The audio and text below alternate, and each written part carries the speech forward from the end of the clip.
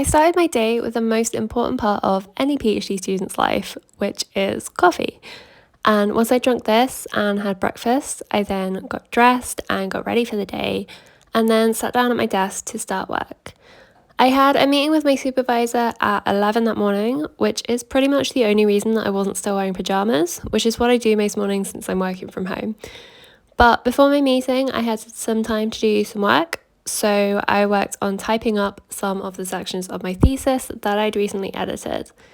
I actually quite like to do all my editing on a printed copy of my work and handwrite it to start with, and then type everything up later.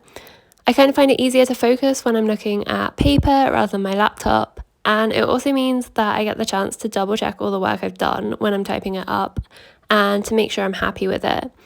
I should also say I'm quite near the end of my PhD. I've got a full draft of my thesis written, so all of my time at the moment is spent editing it and making sure that all the sections go together properly, which, considering it's 100,000 words long, is actually really quite time consuming. And the process of editing a PhD thesis usually does take several months. I then had my meeting with my supervisor, which went pretty well. I've got to the point where the issues that my thesis still has are mostly really little things, like maybe tweaking the terminology I've used or things that I need to do to the formatting.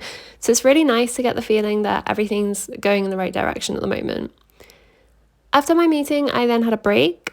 I like to take a break after meetings like this as I've just gone through quite a lot of information and we talked through quite a few sections, so I wanted to give my brain a bit of a break. But also it was after 12 o'clock and that's lunchtime for me, so I went to have lunch. After lunch, I went back to my desk because that's literally where I spend all my time right now. I carried on typing up some edits, and then after I waited quite some time for Teams to open on my laptop, and I then uploaded some work on there for my supervisors to be able to see and read through.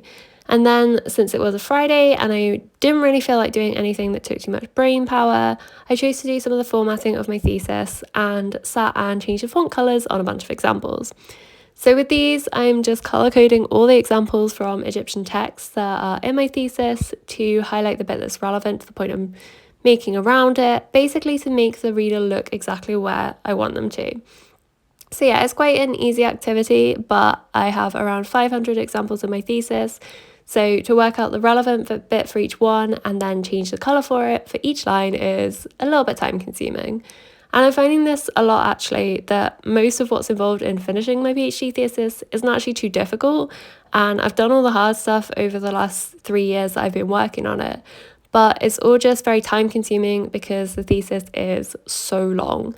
So basically I have a lot to do at the minute, but none of it is really too taxing or too difficult.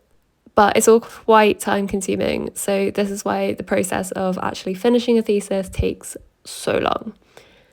And yeah, that was essentially my day of work. So thanks for watching and I'll see you on my next video.